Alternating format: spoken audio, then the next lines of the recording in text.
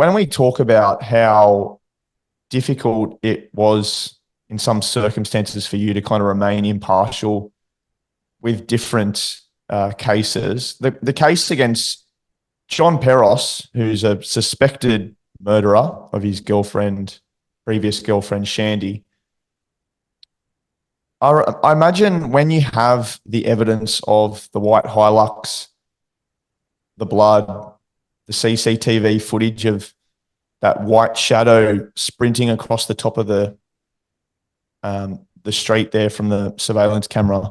When you have cases like that where there's just this overwhelming sense of evidence that John is guilty, I can imagine it is particularly hard for you to avoid taking sides. I think with Shandy's story, it was complicated by a couple of other issues that made me really want to be so careful in the way I presented the story. And those issues were that although police and Shandy's family and, the Crown, the prosecutor in Queensland, believed that John was guilty of Shandy's murder, he had not only vehemently denied that, but when it went before a jury in a murder trial in Mackay in 2017, they acquitted him in a very short period of time. And, that was sort of fact number one. Now we can debate whether or not they reached the right verdict, but that was the verdict they reached. So he had actually been held accountable, and the jurors said, we can't get to, the level that is needed, or I don't know, who knows how they deliberated and what they went. Yeah. Maybe they believed that there was just no case whatsoever to answer. We don't know. And then what we had after a period of 2 years and a lot of concern in the community of Mackay about this case that hadn't been resolved was an inquest run by a local coroner, a very senior magistrate. And that inquest heard a lot of evidence that was not heard by the jurors in John's murder trial. And the coroner, acting as a senior law officer, ended up delivering a finding, a very detailed judgment that John had actually killed Shandy, that he had done it. And you had this very interesting tension then between two parts of the criminal justice system and two completely different outcomes.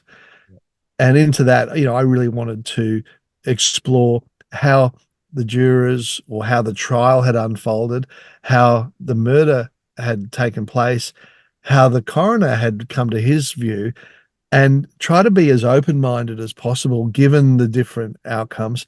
And I was probably also still thinking as well that at that time that I was doing Shandy's story, Chris Dawson was awaiting trial. That was inching towards trial. I was mindful of the criticisms that had been made of me and of the teacher's pet over the way that had unfolded. So I was probably just being super careful with that case in not making any sweeping statements or unsupported, unsubstantiated statements about John.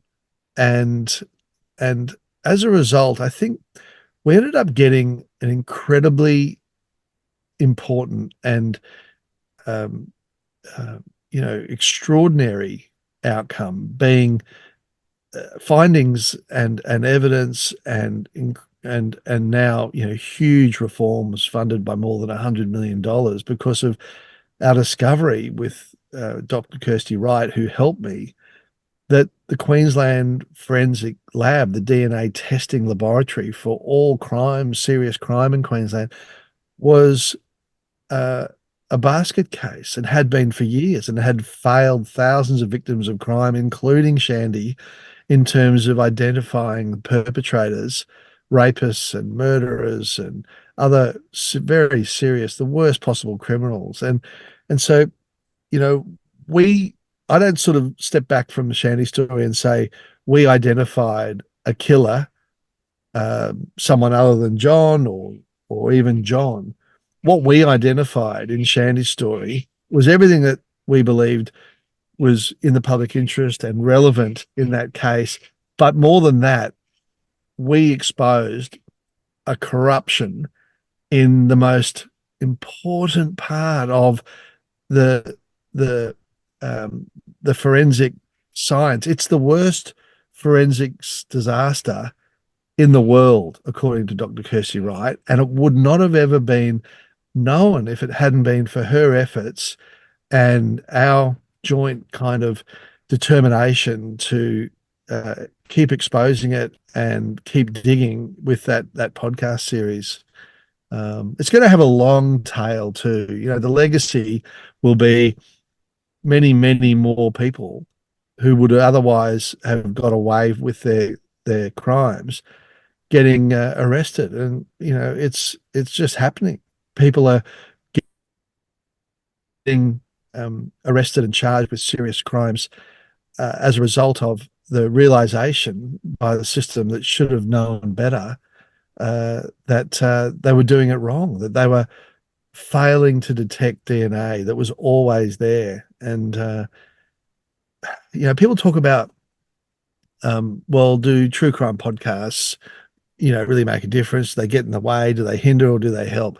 You look at the findings that have come out of the Shandy Story podcast in relation to Queensland's lab and the impact on so many people, positive impact as a result, when, you know, the smartest people in the room, the judges, the prosecutors, the defense lawyers, the senior police, the scientists, they had all utterly failed to appreciate that their own system was broken. Their forensic testing system was broken. And, you know, in many ways, the outcomes from that podcast, because they affect so many cases, retesting of tens of thousands of samples now going back some 15 odd years, and changes to the testing for, you know, for years to come that wouldn't have come about were it not for what was discovered in that podcast series, and all of the benefits that will then flow to victims of crime who would never have seen justice.